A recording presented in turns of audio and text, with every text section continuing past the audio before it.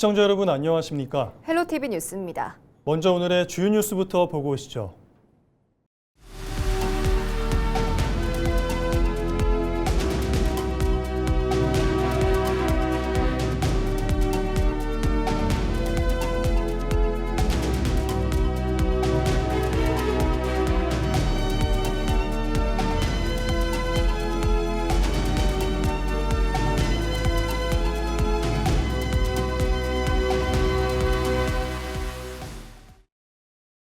부산 국제어린이 청소년 영화제가 개막식과 함께 7일간의 영화축제를 시작했습니다. 영화 상영을 넘어 예술 체험과 AI 창작 프로그램까지 더해지며 어린이와 청소년이 주인공인 축제로 한층 진화했습니다. 차선영 기자가 보도합니다. 제21회 부산국제 어린이 청소년 영화제의 개막을 선언합니다. 영화인과 어린이들이 함께 레드카펫을 밟고 가야금 선율과 역동적인 축하 공연이 객석을 뜨겁게 달굽니다. 새로운 10년을 시작하는 제21회 부산국제어린이 청소년 영화제. 올해의 슬로건은 얘들아 소풍 가자입니다. 치열한 경쟁에 지친 아이들에게 다정한 여백과 해방감을 선물하겠다는 의미가 담겼습니다. 올해는 41개국 179편의 작품을 선보이고 더 많은 관객들과 만나기 위해 역대 가장 많은 관람 좌석이 확보됐습니다. 영화관 안팎으로 즐길 거리도 풍성합니다. 현대 어린이 책 미술관과 함께 꾸민 모카 예술 놀이터에선 책과 예술을 오감으로 체험할 수 있습니다. 또 배우 박정민과 댄서 아이키 등 다양한 분야 전문가를 만나는 비키 잡학사전도 새롭게 마련됐습니다. 어린이 청소년들과 또 부모님들의 고민이 뭐냐면 삶은 어떻게 살아야 되니까 우리 아이를 어떻게 키워야 될까, 나는 어떻게, 내 미래는 어떨까, 여러 가지 고민에 대해서 이것을 멘토처럼 얘기를 해주실 수 있는 분들을 모시면 좋겠다. 그래서 6명의 굉장히 귀한 멘토들을 모셨습니다. AI를 활용한 영화 제작 프로그램과 특별전도 신설돼 미래 창작자들의 실험 무대도 넓혔습니다. 비키의 또 다른 주인공은 어린이 청소년 집행위원 비키즈. 직접 영화제를 기획하고 운영에 참여하며 또래의 시선으로 축제를 함께 만들었습니다. 주말에 집에서 핸드폰 보는 것보다 여기에 많은 사람들하고 부스랑 다른 것을 이야기하는 게 더 재밌어요. 저희 영화제에 오면 저희 또래 어린이 청소년 영화인들이 직접 만든 영화들을 직접 볼 수 있고 진로가 비슷한 사람들끼리 진로에 관해서 이제 얘기도 할 수 있는 좋은 기회가 될 겁니다. 영화를 넘어 예술과 놀이 그리고 미래 기술까지 담아낸 비키. 개막작 굿바이 시스터즈 상영 시작으로 오는 14일까지 부산시 전역으로 전용관을 넓혀 영화 소풍을 선물합니다. 헬로티비 뉴스 차선영입니다. 낙동강유역 환경단체들이 9일 기후에너지환경부와 농림축산식품부 앞에서 기자회견을 열고 녹조 확산에 따른 정부 대책 마련을 촉구했습니다. 이들은 지난 6일 체수한 경남 양산 원동 일대 낙동강과 농수로에서 유해 남세균이 각각 최대 370만 셀과 220만 셀 검출돼 조류경보제 조류 대발생 기준을 크게 웃돌았다고 밝혔습니다. 또 농민들이 오염된 농업용수를 그대로 사용하고 있지만 정부의 경보와 안전조치는 없었다며 농산물 녹조 독소 공동조사와 농업용수 관리 기준 마련을 요구했습니다. 아울러 최근 예년보다 이른 녹조 확산으로 식수와 농업용수 안전이 위협받고 있다며 낙동강 보수문을 즉각 개방하고 녹조 상시관리 체계를 구축할 것을 정부에 촉구했습니다. 지난 지방선거 당시 일명 피습 자작극을 벌인 혐의를 받고 있는 정의한 전 개혁신당 부산시장 후보가 구속됐습니다. 부산지방법원은 지난 8일 정 씨가 증거를 인멸할 우려가 있다고 보고 구속영장을 발부했습니다. 또 정 씨와 공모해 음료 테러 범행을 벌인 혐의를 받고 있는 정 씨의 지인 A 씨도 구속됐습니다. 경찰은 이번 사건과 별개로 정 씨의 아버지 회사 직원의 불법 선거운동 협의에 대해서도 수사를 진행하고 있습니다. 3분기 부산의 관광 경기가 본격적인 회복 국면에 진입할 것이라는 기대감이 커지고 있습니다. 부산관광공사가 지역 관광업계 400여 곳을 대상으로 조사한 결과 3분기 매출과 수익성, 내 외국인 관광객 등 모든 경기 실사지수가 기준치인 100을 웃돌았습니다. 특히 외국인 관광객 전망지수가 128.7로 가장 높게 나타나 하반기 관광시장 회복을 이끌 핵심 요인으로 분석됐습니다. 다만 경기 회복 기대감 속에 인력이 부족하다는 응답도 34.9%로 전분기보다 늘어나 관광업계의 인력난과 인건비 상승이 극복할 과제로 꼽혔습니다. 김해시가 글로벌 도시관광진흥기구 TPO와 함께 9일부터 11일까지 4일간 김해시 일원에서 2026 TPO 한국문화 언어체험 프로그램 K클립을 개최합니다. 이번 행사에는 TPO 회원도시 해외 청년과 부산 공유대학 학생 등 50여 명이 참가해 김해 한옥체험관에 머물며 도자기 만들기와 전통문화체험, 대성동 고분근과 수로 왕릉 등 가야 역사문화 유적을 둘러봅니다. 참가자들은 또 김해 관광자원을 직접 체험한 뒤 외국인의 시각에서 관광 활성화 방안을 제안하는 글로벌 관광 아이디어 워크숍에도 참여합니다. 김해시는 이번 행사를 계기로 글로벌 관광도시 이미지를 높이고 오는 2027년 제13차 TPO 총회의 성공적인 개최 기반도 마련한다는 계획입니다. 올해 상반기 김해공항 이용객이 지난해보다 14% 증가한 것으로 나타났습니다. 한국공항공사의 항공통계 자료를 보면 올해 1월부터 6월까지 김해공항을 이용한 사람은 913만여 명으로 지난해 같은 기간보다 117만 명, 14.8% 증가했습니다. 또 화물은 지난해 7만 9천 톤에서 9만 2천 톤으로 17% 늘어난 것으로 집계됐습니다. 더불어민주당 경남도당이 9일 윤리심판위원회를 열고 최양희 거제시 의원과 최용석 사천시 의원을 제명했습니다. 최양희 거제시 의원은 의원총회를 열어 같은 당 안석봉 의원을 의장 후보로 정했음에도 불구하고 의장 선거에 출마하면서 국민의힘 표를 받은 것으로 알려지면서 징계 대상에 올랐습니다. 최용석 사천시 의원은 사천시의회 의장 선거 하루 전 민주당을 기습 탈당해 무소속으로 당선되면서 의원들로부터 반발을 샀습니다. 경남도당은 두 의원의 행위는 당론에 위반될 뿐만 아니라 당의 질서와 신뢰를 훼손한 중대한 행위라며 제명을 결정했습니다. 경남교육감직인수위원회가 9일 최종 보고회를 열고 도민들의 제안을 담은 정책 백서를 권순기 교육감에게 전달했습니다.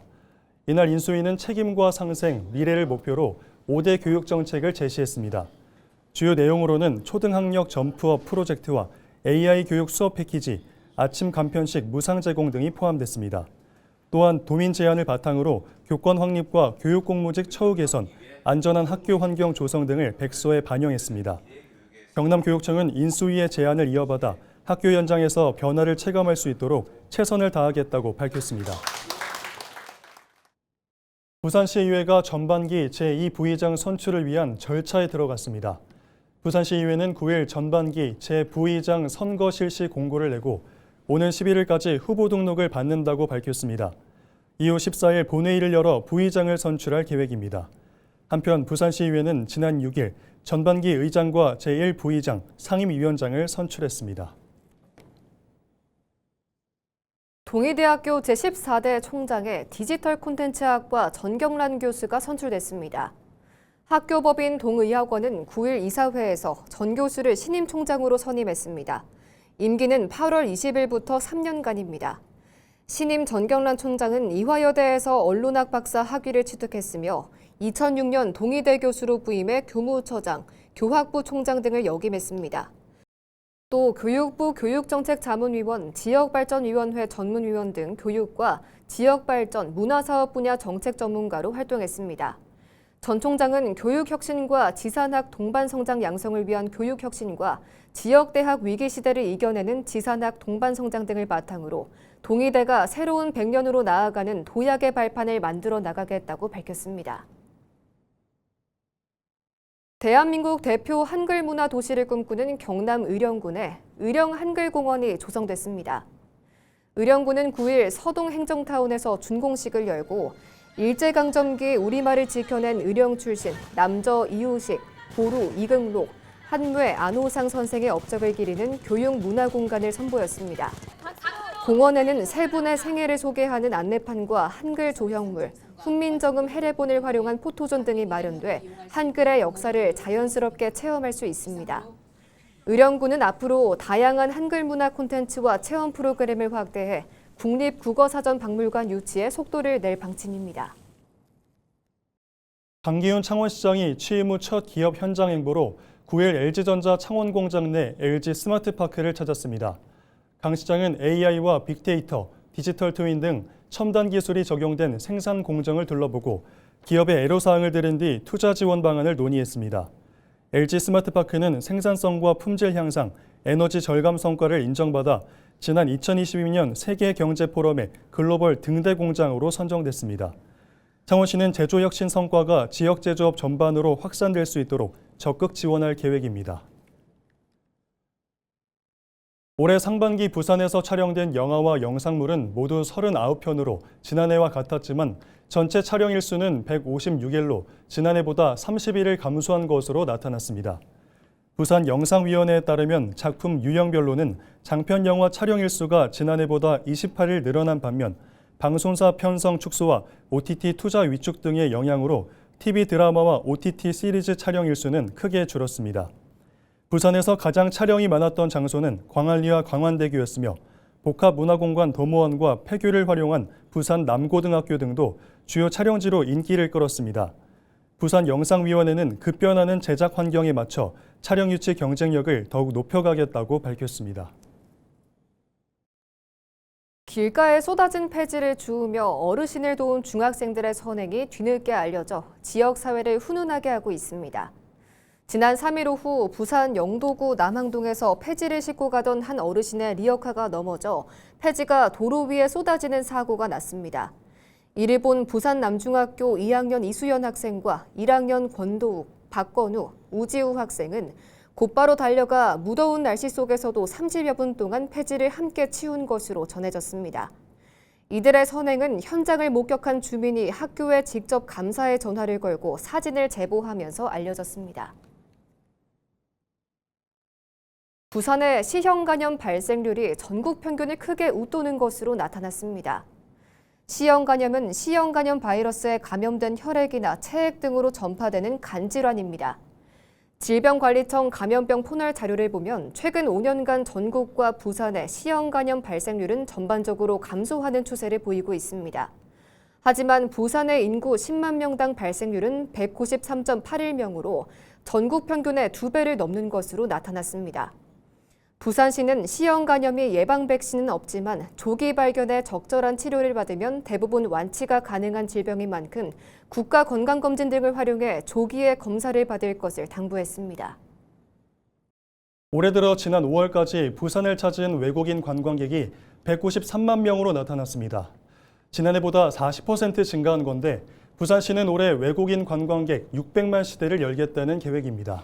부산역과 크루즈 터미널이 있는 동구가 그 최일선에 서 있는데요. 부산시가 동구 일대를 크루즈 관광특구로 최종 지정한다고 밝혔습니다. 이와 함께 원도심 관광 활성화에 대한 기대도 커지고 있습니다. 보도에 박근수 기자입니다. 부산 동구가 부산을 넘어 글로벌 크루즈 관광 거점으로 도약하게 될 전망입니다. 부산시는 8일 전국 최초로 크루즈를 주제로 한 부산 동구 크루즈 관광특구를 최종 지정한다고 밝혔습니다. 1994년 해운대, 2008년 용두산과 자갈치에 이어 부산에서 18년 만에 탄생하는 세 번째 관광특구입니다. 특구의 범위는 부산항 국제여객터미널을 시작으로 부산역과 차이나타운, 초량 전통시장 등을 포함한 1.48제곱킬로미터 규모입니다. 육상과 해상 관문을 비롯해 원도심의 역사와 근대 문화 자산이 포함됐습니다. 이 지역에서는 공개 공지 사용이나 5개 광고물 규제 완화, 지구 단위 계획 지정 등 다양한 특례가 적용됩니다. 부산시는 특구 지정으로 5.5%의 지역경제 향상 효과가 발생할 것으로 추정했습니다. 또 해수부 이전에 따른 상권 활성화 효과까지 더해지는 만큼 원도심의 새로운 소비 확대 등 시너지 효과가 날 것으로 기대했습니다. 외국인 관광객 600만 시대를 여는 발판이 되는 동구도 대응에 분주합니다. 관련 조례 정비뿐 아니라 부산을 찾는 관광객의 지역 체류 시간을 늘리는 것이 급선무인 만큼 지역의 역사 문화 자원에 이야기를 입히고 새로운 콘텐츠를 만들기 위한 작업에 속도를 내고 있습니다. 차이나타운, 또 168 계단 등 동구만의 관광 자원을 트롤리 버스 노선과 연계해서 특색 있게 정비하고 또 스마트 관광 안내 체계와 편의 시설을 확충해 접근성을 높이도록 하겠습니다. 특히 북한이 이런 유해부지를 활용한 복합 문화공간 조성에 크루즈 연계 이벤트 등 특화 사업도 속도감 있게 추진해 동구가 맹실상부한 국제관광도시로 도약할 수 있도록 원도심 인구 감소 지역이라는 기존 이미지를 넘어 해양 크루즈와 역사 문화 자산을 결합한 글로벌 관광 거점 모델로 성장하기 위한 동구의 본격적인 발걸음이 시작됐습니다. 헬로티비 뉴스 박근수입니다. 대한민국 자연유산을 전문적으로 보존하고 연구할 국립자연유산원이 부산 을숙도에 들어섭니다. 부산시 낙동강관리본부는 국립자연유산원 건립사업이 정부의 예비타당성 조사를 최종 통과했다고 밝혔습니다. 총 사업비 1,193억 원이 투입되는 국립자연유산원은 천연기념물과 명승 등을 조사 연구하고 전시하는 국내 유일의 국가기관입니다. 부산시는 낙동강 하구 에코센터와 부산현대미술관 등 을숙도 내 기존 시설과 연계해 국내를 대표하는 자연유산 클러스터를 조성하고 생태 관광을 활성화할 계획입니다. 김석준 부산광역시 교육감이 취임 기자회견을 열고 다함께 미래로 앞서가는 부산 교육을 위해 5대 정책 방향을 발표했습니다. 김 교육감은 앞으로 4년 동안 공교육을 내실화해 아이들에게 공정한 기회를 보장하겠다고 약속했습니다. 이에 따라 부산교육청은 모든 학년에 AI 튜터를 보급하고 폐교를 활용한 오페라 아카데미를 설립하는 등 미래 인문학 교육을 강화할 계획입니다. 또한 악성 민원을 전담할 팀을 신설해 교사의 교육 활동을 보호하고 특수 교육 대상 학생과 학교 밖 청소년을 위한 맞춤형 복지도 확대하기로 했습니다. 통영시의회가 지난 7일 본회의장에서 개원식을 열고 제10대 의회의 4년 임기를 본격적으로 시작했습니다. 이날 개원식에서 의원들은 선소와 윤리광령 낭독을 통해 시민 중심의 의정활동을 펼치겠다는 의지를 다졌습니다. 앞서 통영시의회는 제244회 임시회에서 전병일 의원을 의장으로 김혜경 의원을 부의장으로 선출했습니다. 또한 기획행정위원장에는 김순덕 의원, 산업건설위원장에는 김용환 의원을 각각 선출해 전반기 원구성을 마쳤습니다. 제10대 부산 금정구의회가 전반기 원구성을 마치고 본격적인 의정활동에 들어갔습니다.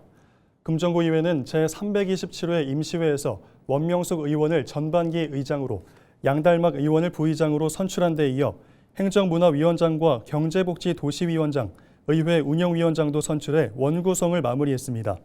원명숙 신임 의장은 구민의 일상을 지키고 미래 세대의 희망을 키우는 열린 의회를 만들겠다며 집행부와 협력하는 동시에 의회 본연의 견제와 감시 역할에도 충실하겠다고 밝혔습니다. 삼성중공업이 원유 운반선 2척을 추가 수주하며 올해 누적 수주액이 100억 달러를 넘어섰습니다. 삼성중공업은 8일 버뮤다 소재 선사와 2,849억 원 규모의 원유 운반선 2척 건조 계약을 체결했다고 공시했습니다. 이로써 삼성중공업은 올해 상선 32척과 부유식 액화천연가스 생산 설비 2기 등 총 100억 달러 규모를 수주하며 올해 연간 수주 목표인 145억 달러의 72%를 달성했습니다. 삼성중공업의 연간 누적 수주액이 100억 달러를 넘어선 것은 2021년 이후 처음입니다. 부산 시민단체인 미래사회를 준비하는 시민공감은 8일 기자회견을 열고 해사법원의 부산 이전은 적극 환영하지만 해사법원 임시청사 조성으로 옛 부산진역에 위치한 국제커피 박물관이 사라져서는 안 된다고 대책 마련을 촉구하고 나섰습니다. 이들은 국제커피 박물관은 글로벌 커피 도시 부산의 정체성을 담은 핵심 문화 인프라라며 일방적인 철거가 아닌 이전과 확대를 위한 민관 협의체를 구성해야 한다고 강조했습니다. 이와 함께 부산시와 동구청에 해사법원과 시민들의 문화자산 보존이 상생할 수 있는 최적의 대안을 조속히 마련해달라고 촉구했습니다.